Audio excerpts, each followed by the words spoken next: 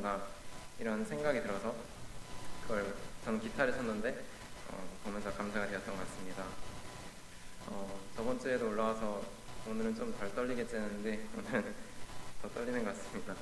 제가 저번 주에 영상을 보니까 이게 왼쪽을 보고 말하다가 특히 저 서연이 있는 다리 쪽을 보고 말하는 것 같던데 그래서 고개도 막 삐딱하고 그래서 오늘은 좀 오른쪽을 바라보면서 해보겠습니다. 오늘은 들어가기 앞서서 여러분 하나님의 말씀이나 부모님 말씀에 순종을 했더니 생각지도 못한 좋은 일이 일어난 적이 있으신가요? 아니면은 부모님의 말씀을 순종하지 않았더니 정말 큰 코를 다친 그런 경험들이 있으신가요? 옛말에 부모님 말을 들으면 자다가도 떡이 생긴다고 했습니다. 저는 이런 일을 정말 뼈저리게 느낀 적이 있는데 저는 한 번에 대학교를 가지 못하고 1년 동안 재수를 해서 다시 대학교에 가려고 했었습니다. 근데 제가 어느 대학교에 지원을 해야 할지 정해야 하는 상황 속에서 완전히 제가 교만해 있었죠. 그래서 그 특정 대학이 있는데 제가 그 학교만큼은 충분히 갈 수 있을 거라 생각했습니다. 그래서 아마 입시를 겪고 있는 학생들이면 알겠지만은 자기가 생각할 때 갈 수 있는 학교, 완전 갈 수 있는 학교면은 차라리 그것보다는 조금 가능성이 낮더라도 대학교 라인을 조금 올려서 좋은 데를 쓸 수가 있어요. 근데 저는 제가 충분히 그럴 자격이 있는 줄 알았어요. 완전 교만했던 거죠. 그래서 더 높은 대학교에 지원하려고 하는 그런 욕심이 있었는데 부모님께서는 제 이런 교만한 마음과 제 성적 그걸 완전 그냥 객관적으로 직시하신 거예요. 그래서 너는 이 학교 써도 간당간당하다, 안 붙을 수도 있다 이렇게 말씀하시는데 그 말을 듣는데 제가 완전 자존심이 상해버렸습니다. 그래서 제가 갈 수 있는 학교라고 생각했는데 넌 여기도 못 갈 것 같아 이런 말을 들으니까 완전 자존심이 상한 거예요. 그래서 그날 밤에 부모님이랑 엄청 크게 말다툼을 했어요. 그리고 엄청 오랫동안 말다툼을 했던 걸로 기억을 하는데 결국에는 제가 부모님의 성을 못 이겨서 이렇게 마지못해 거길 지원을 했던 기억이 납니다. 근데 그거를 순종이라고 부를 수 있다면은 순종인지는 모르겠습니다만 제가 마지못해 순종을 했는데 그 순종한 결과 덕분에 제가 이 자리에 설 수 있었던 것 같습니다. 만약 제가 그 자리에서 불순종을 하고 제가 하고 싶은 대로 했다면은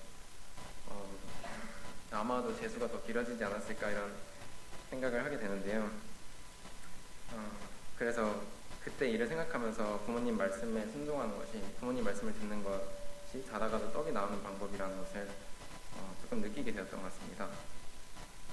학생들 여러분에게도 개개인의 그런 순종의 경험이 기억이 나든 안 나든 분명 있을 거라고 생각을 하는데요.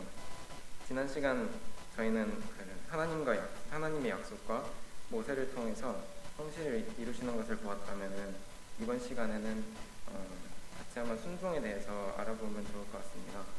저번 시간 저희가 어디까지 봤었냐면 모세가 하나님한테 부름을 받고 그리고 불타는 떨기나무 앞에서 하나님한테 소명을 받는 그런 순간까지 같이 봤었습니다.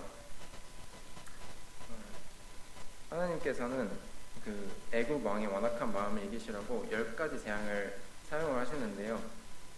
이 10가지 재앙 또는 기적이라 부르는 이 10가지를 하나하나 다루기에는 너무 시간이 부족하기 때문에 오늘 주제인 6월절, 그러니까 10가지 재앙 중 10번째 재앙, 장자의 죽음과 6월절에 대해서 알아보려고 합니다. 오늘 말씀을 들으면서 이런 부분을 생각해 보셨으면 좋겠어요.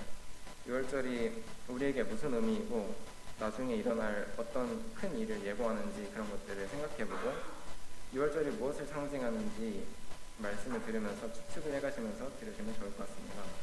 먼저 본문 말씀을 읽으려고 하는데요. 같이 출애굽기 12장을 펴서 출애굽기 12장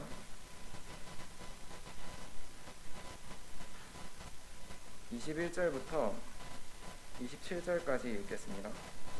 21절부터 27절 다 찾으셨으면 제가 읽겠습니다.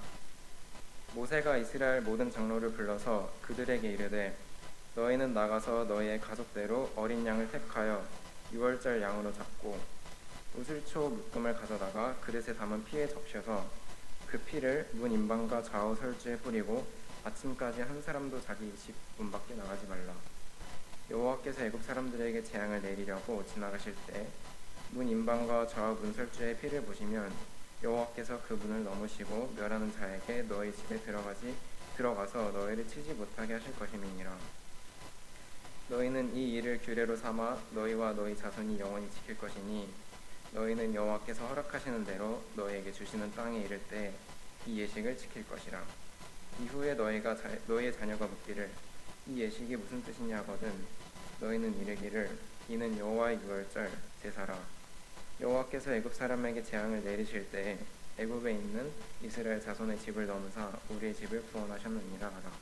하매 백성이 머리 숙여 경배하니라. 네, 감사합니다. 죄의 대가가 사망이라는 사실은 여러분 잘 기억하고 계실 거예요.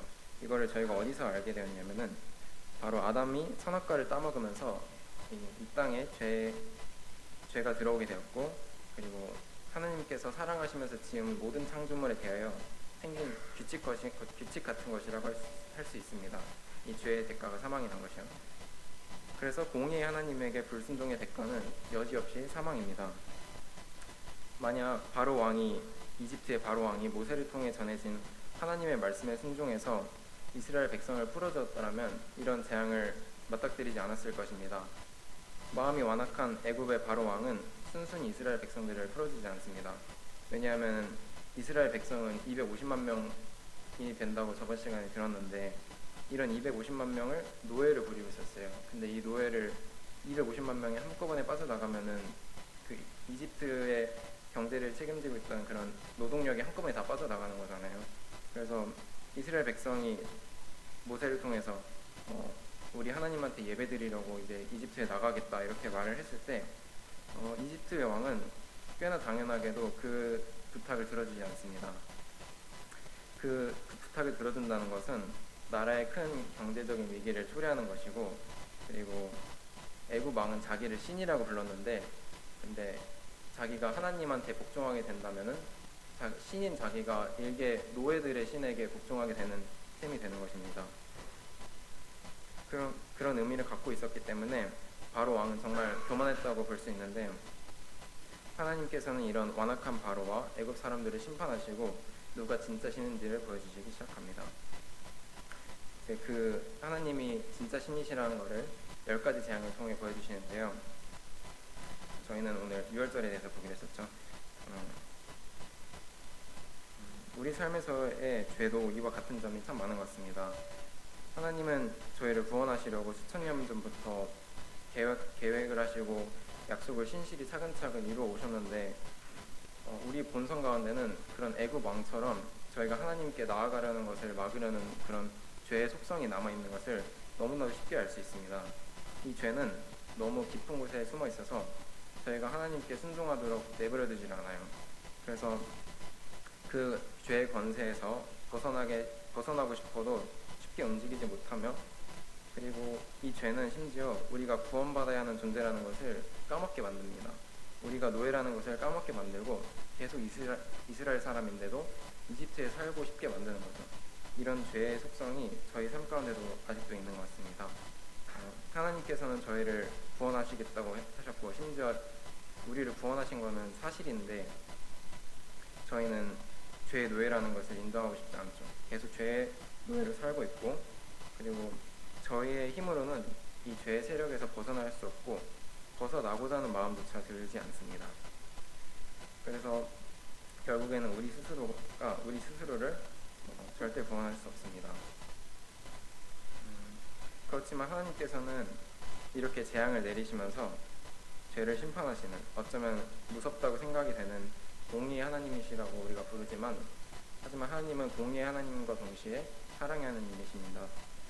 하나님은 죄를 심판하시는 분이시지만 순종하고 따르려는 자들에게 반드시 피할 길을 내어주시는 선하신 분이십니다. 그렇기 때문에 우리가 알고 있는 유월절이라는 사건이 일어난 것입니다. 말씀에 보면은 하나님께서 분명히 말씀하셨습니다. 어린 수량이나 또는 순념소를 잡아서 그 가축들을 죽인 다음에 피를 좌우 문설주와 인방에 바르고, 그리고 고기와 남은 내장은 모두 남기지 말고 죽이거나 태워서 없애라고 하셨습니다. 이렇게 말씀하신 하나님의 명령에 순종한 집에 있는 장자들에게는 죽음의 사자가 힘을 쓰지 못할 것이라고 하셨습니다. 하나님의 말씀을 믿고 순종하는 자들에게는 하나님께서 반드시 피할 길을 내어주신다는 것을 알 수 있었습니다. 이 이스라엘 사람들은 하나님의 말씀을 집 문에다가 피를 바르면서 그걸 순종의 표시로 나타냈는데요.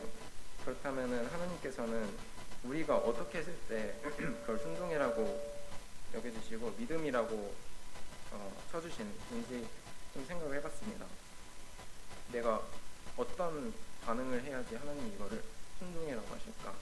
이거를 뭐라고 해야지 하나님이 믿음이라고 쳐주실까? 내가 어떻게 해야지 믿는다고 하나님께서 말씀해 주실까? 이런 생각들이 말씀을 준비하면서 들었는데요. 좋은 일을 하고 의식적으로 죄를 짓지 않고 그리고 남들보다 훌륭하게 사는 것이 믿음이 아니라는 것은 저희가 정말 많이 들어왔습니다. 그래서 잘 알 것이라고 생각합니다. 하나님께서는 이런 저희의 겉모습과 겉사람이 아니라 저희의 속사람이 하나님을 받아들이고 순종하시기를 원하십니다. 학기 초반에 노명진 형제님을 통해서 복음 집회 말씀 때 그 예화가 기억이 나실 거예요. 입양을 받는데 입양에 대한 까다로운 모든 절차들은 그 입양을 하려는 부모님에게 있습니다. 그런 책임이 부모님에게 있는데 형제님께서 그렇게 말씀하셨어요. 모든 책임이 부모님에게 있지만 딱 하나 입양을 받는 아이가 해야 할 것이 있습니다. 그것이 바로 동의하는 것이라고 말씀하셨는데요. 저는 하나님께서 우리의 어떤 모습을 믿음이라고 여겨주시고 순종이라고 여겨주실까 이런 생각을 하게 되다가 그런 말씀이 다시 생각이 났습니다. 이 부분을 듣고 기억을 하면서 하나님께서 저희의 믿음을 보실 때 저희가 막 실제로 믿는다고 동의서를 쓰는 건 아니잖아요. 그리고 그런 건 아닌데 우리가 말씀을 읽으면서 막 눈물을 흘리고 가슴이 뜨거워지고 이런 감정적인 변화들을 하나님께서 믿음으로 쳐주실지도 모르겠다는 생각도 해봤습니다. 하지만 확실한 것은 하나님께서는 내 감정이 어떻든 간에 순종하고자 하는 사람을 구원하시는 분이십니다. 내 감정이 뜨겁든지 차갑든지 하나님을 울면서 찾든지 그냥 잠잠히 찾든지 하나님께서는 그런 것이 중요하지 않고 오직 순종하는 사람을 찾고자 하십니다. 문설주에 피를 바르는 모든 사람들이 구원하시는 하나님께 감사하고 감동하며 순종하지는 않았을 것입니다. 어떤 사람은 멀쩡한 양을 왜 굳이 죽이고 피를 발라야 되냐며 이 양은 내 재산인데 이걸 내가 왜 죽여야 되냐며 불평하는 사람도 있었을 것이고 이렇게 피를 문에다 발랐을 때 진짜 이게 우리를 살려줄까 하면서 의심하는 사람도 있었을 것 같습니다. 피 바른 문에 들어가 밤이 지나가길 기다리면서 사냥을 하면서 그 밤이 지나가는 것을 기다리는 사람도 있었을 것이고 또는 반대로 벌벌 떨면서 내가 피를 조금이라도 덜 발랐으면 어쩌지? 하나님이 약속을 안 지키시고 우리 집 아들도 죽이시면 어쩌지? 걱정하는 사람도 있었을 것 같아요. 솔직히 저였어도 하나님이 이렇게 피를 발랐을 때 지나가시겠다고 하신 그런 말씀을 온전히 믿지는 못했을 것 같습니다. 저도 무서워하고 많이 떨었을 것 같다는 생각을 했어요.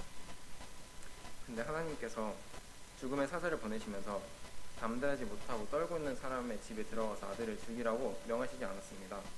하나님께서 뭐라고 명하셨냐면 그저 문에 피를 바르지 않은 집의 장자를 죽이라고 하셨습니다. 그 피를 어떻게 발랐든 다른 집보다 비교적 많이 발랐든 또는 다른 집보다 비교적 적게 발랐든 간에 그런 것이 중요한 것이 아닙니다. 집안에서 찬양하며 기뻐하든 걱정하며 떨고 있던 그런 것이 중요한 것이 아닙니다. 하나님께서는 우리가 순종했는지만을 중요하게 생각하시는 분이십니다. 왜냐하면 하나님은 겉을 보시지 않으시고 중심만을 보시는 분이시기 때문입니다. 하나님의 심판 앞에서는 이런 감정들은 하나도 중요하지 않고 모두가 동등해집니다. 그동안에 내가 이집트에서 무슨 공적을 쌓았든 내가 어떻게 명예를 쌓았든 내 돈이 얼마나 많은 간에 이 하나님의 심판 앞에서는 삶과 죽음이 그것만이 문제가 됩니다. 그렇기 때문에 하나님의 심판 앞에서 내가 쌓은 모든 것들이 중요해지지 않고 동등해진 상태에서 모두가 구원이 필요한 상황이 되는 것이죠. 우리 모두는 본래 구원을 받아야 하고 구원을 구해야 하는 사람입니다. 하지만 죄로 인해서 그러한 필요마저 잊혀지고 사라졌는데 이 하나님의 심판은 우리가 죄인이라는 사실과 그리고 우리가 구원을 구해야 하는 죄인이라는 것을 깨닫게 해주시는 것 같습니다. 이런 심판이 없었더라면 우리가 죄인인 것을 모르고 살았겠죠. 그리고 순종할 기회도 없었을 것입니다. 오직 하나님의 말씀을 두려워하고 믿는 사람만이 순종을 할 수 있는 것입니다. 믿음과 확신이 저희에게서 나오는 것이 절대 아니라고 회의를 하면서 선생님들 중에 교제를 해주신 분이 계신데요. 우리들은 너무나도 쉽게 우리 자신을 들여다보면서 나에겐 믿음이 아직 없어, 나는 구원받을 자격도 없고 그리고 나는 구원을 받고 싶지도 않아, 이런 생각을 하다 보니까 점점 하나님과 멀어지게 되는 것 같습니다. 하지만 우리가 믿음을 가질 수 있는 것은 우리가 우리 안에서 큰 깨달음을 얻거나 뭔가 논리적으로 연결이 돼서 그런 구원을 받는 것이 아니고 믿음이 생기는 것이 아닙니다. 믿음이 생기는 것은 우리가 하나님을 바라볼 때 생깁니다. 온전히 믿을 만한 분을 바라볼 때 믿음이 생기는 것은 어찌 보면 참 당연한 일이라고 생각이 되는데요. 성경 이야기 중에 그 이야기를 아실지 모르겠는데 이스라엘 백성이 병에 걸렸는데 모세가 놋뱀을 들어 올려요. 근데 그 놋뱀을 들어 올렸는데 그거를 보는 사람은 다 병이 나을 것이라고 하나님께서 분명히 말씀하셨는데 그거를 보지 않는 사람이 있어요. 그래서 하나님에게 믿음이란 하나님을 바라보는 것이라고 생각을 합니다. 그래서 바라보기만 하면은 믿을 만하신 분께서 저에게 믿음을 주시는 것이고 구원을 주신다고 생각을 합니다. 하나님께서는 말씀을 보면은 하나님께서 애굽을 심판하시겠다고 했지만 이 심판의 내용이 애굽 사람들에게만 해당되지 않고 이스라엘 사람에게도 순종을 요구하셨습니다. 하나님이 이스라엘의 백성들의 장자를 죽인 것은 이집트의 장자를 죽인 것은 하나님이 이스라엘을 이집트보다 더 사랑하셨기 때문이 아닙니다. 정말 간단하게 이스라엘 백성은 하나님의 명령에 순종했지만 이집트는 그렇지 않았기 때문에 하나님의 명령을 가볍게 여기고 지키지 않았습니다. 그 하나님의 명령을 지키지 않은 대가는 우리가 처음에 방금 말씀드렸던 죄의 삭신, 죽음입니다. 밤 사이에 죽은 첫째 아들을 보면서 통곡하고 후회해도 아무 일도 일어나지 않습니다. 불순종의 대가에 대해 조금만 더 생각해보면 좋겠는데요. 저희가 다 배운 내용들 중에 가져왔습니다. 우선 아담이 금지된 선악과를 따먹었을 때 무슨 일이 일어났는지 기억을 하시나요? 하나님이 기뻐하시는 창조물로 가득한 이 세상에 죄라는 것이 처음으로 들어오게 되었습니다. 남자는 평생 고생하며 일을 해야 하고 여자는 아기를 낳는 고통을 겪다가 늙어서는 결국 모두가 죽는 그런 운명에 처하게 되었습니다. 또 다른 내용으로는 자기의 제사는 받지 않고 동생 아벨의 제사만 기뻐 받으시는 하나님을 미워한 에서는 어떻게 되었나요? 에서는 친동생 아벨을 죽였습니다. 하나님의 저주를 받은 족속의 조상이 되는 벌을 받았습니다. 또 물로 땅이 덮일 것이라고 경고하신 하나님의 말씀에 콧방귀를 뀌던 사람들은 어떻게 되었나요? 배에 타지 않고 결국 죽음을 맞게 되었습니다. 순종하지 않는 사람에게는 아무 일이 일어나지 않는 것이 아니라 오직 죽음밖에 없습니다. 딱 한 명만 더 생각해 볼까요? 아들 예수님이 우리의 주인이시고 구원자 하나님이심을 인정하지 않는 나는 어떻게 될까요? 내일이나 모레, 한 달 뒤나 1년 뒤 이번 시험 기간이 끝나면, 방학이 되면, 졸업을 하면, 수능이 끝나면, 취업을 하면 그때 구원 받으면 되지 뭘 급하게 지금 받으라 그래, 이렇게 아직도 생각을 하시나요? 구원은 미룰 수 있는 것이 아닙니다. 구원을 미루는 것은 내가 구원을 받지 않겠다는 선택의 결과일 뿐입니다. 그래서 하나님의 말씀에 순종하여 흠없는 어린 양을 잡아서 좌와 문설주와 임방에 피를 바르기만 하면 되는 것인데 이렇게 우리가 순종해야 할 길은 저희가 만드는 것이 아니라 저희가 어떤 깨달음을 얻는 것이 아니라 하나님께서 순종의 길을 마련해 주시고 그 순종을 할 때 하나님께서 저희가 믿었다고 여겨주시는 것입니다. 믿음에는 언제나 순종이 잇따르는 것 같습니다. 순종은 하나님의 말씀이 진리이며 그 진리의 말씀에 의지한다는 믿음을 밖으로 표현하는 증거입니다. 우리의 흠없는 하나님의 어린 양 예수님께서 친히 유월절 어린 양이 되셨습니다. 그 예수님께서 어린 양이 되셔서 이 땅에 오셨는데 예수님께서 흠없는 어린 양으로서 십자가에 피를 흘리셨습니다.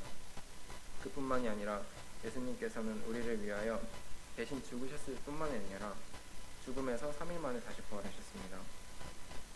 이 우리 출애굽기 말씀을 보면은 유월절 어린 양은 죽으면 끝입니다. 죽으면은 다시 살아날 수가 없어요. 근데 예수님께서는 다시 살아나셨어요.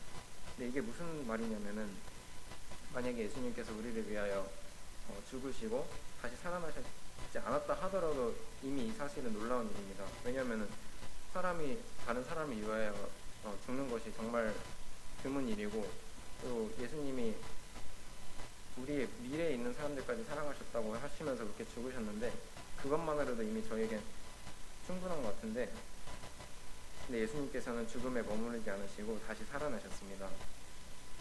이는 우리를 위하여 죽으니 어린 양이 바로 하나님의 아들, 심지어는 그 예수님께서 하나님 그분 자신이라는 뜻입니다. 왜 인간을 지은 하나님이 죽으셔야 했나요? 바로 우리를 사랑하셨기 때문입니다. 하나님의 사랑은 정말 끝이 없는 것 같습니다. 지금 이 땅에서도 실제로 유월절과 같은 일이 계속 반복되고 있다고 저는 생각합니다. 구원을 받고 싶다는 생각이 드는 찰나에도 애굽의 통제와 유혹과 같은 그런 죄의 영향력을 느끼면서 좌절을 하게 될 때도 정말 많고, 내가 구원을 받을 수 있을지도 모르겠고, 내가 구원을 받을 자격도 없고, 심지어 내가 구원을 받고 싶은지도 모르겠는 그런 죄로 인해서 정말 판단력이 흐려진 상황 속에서 저희가 살고 있습니다. 근데 심판의 날이 가까운 이때에 하나님께서는 예수님의 보혈로 덮인 저희를 보시면서 우리는 죄가 없다고 말씀을 분명히 하셨습니다. 하나님께서 그 흠없는 예수님을 저희를 위해서 돌아가시게 하시면서 저희에게 사망의 권세가 지나가게 하신 것입니다. 이게 보면은 유월절이랑 되게 비슷한 모양인 것 같아요.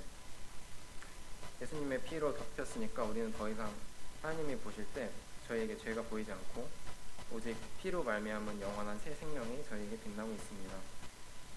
제가 처음에 말씀드린 것들을 기억하시나요? 그 유월절이 어떤 것을 상징하고 우리에게 무슨 의미가 있는지 그런 것들을 생각하면서 말씀을 준비했는데 좀 눈치채셨겠지만 유월절이라는 사건은 우리에게 선물로 주어진 예수님의 구원, 그 구원을 그림자나 모형처럼 이렇게 먼저 나타낸 것입니다. 또는 예언이라고 할 수도 있겠습니다. 문설주에 발린 피를 지나갔던 하나님의 사도처럼 예수님의 보혈로 입혀진 저희에게는 더 이상 죄가 없습니다. 왜냐하면 죄의 삭은 사망인데 예수님께서 그 죄의 삭을 죽음으로써 다 치르셨기 때문입니다. 그뿐만이 아니라 하나님께서는 구원받을 저희를 자녀라고 부르셨고 거기에다가 영원한 생명을 선물로 더하셨습니다. 이런 것을 생각할 때 정말 감사한 것 같습니다. 근데 더 놀라운 것은 이 구원이 저희가 믿고 순종했을 때 미래에 주시는 것이 아니라 하나님께서 이미 2000년 전에 예수님을 통해서 이루신 사건이라는 겁니다. 예수님이 이루신 구원은 이미 이루어진 일이고 우리가 이 구원을 받기 위해, 이 선물을 받기 위해 해야 할 것은 정말 아무것도 없습니다.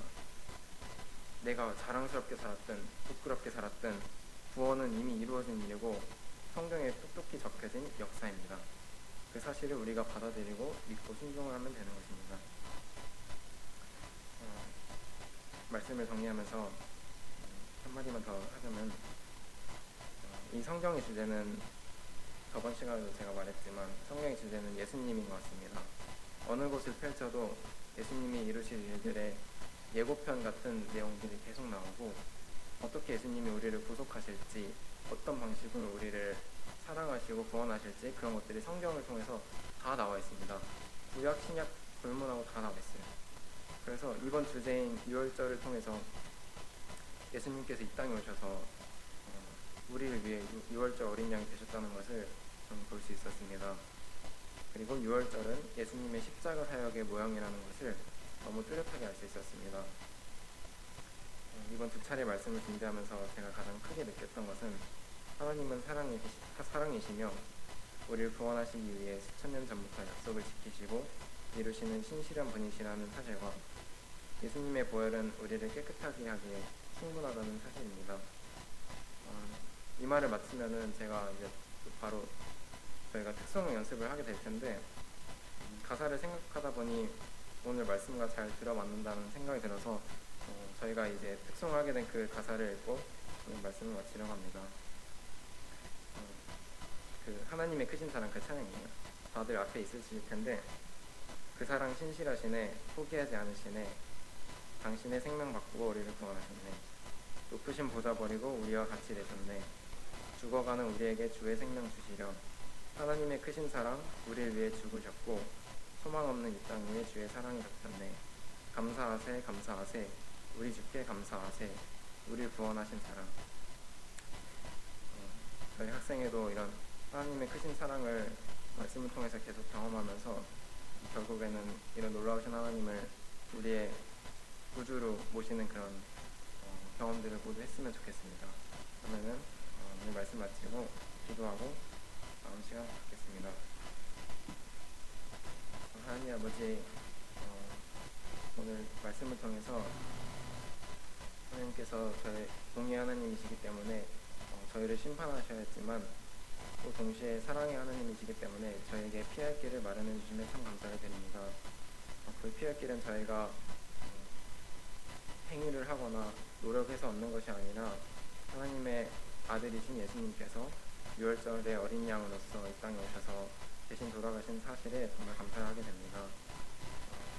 이런 하나님께서 다 마련해 놓으신 구원에 저희가 순종할 수 있는 그런 마음을 허락해 주시고 그리고 애굽의 세력처럼 구원으로 나아가는데 하나님께 나아가는데 방해되는 것들이 저희를 다스리지 못하게 저희를 지켜주세요. 주신 은혜 감사드리며 예수님 이름을 기도했습니다.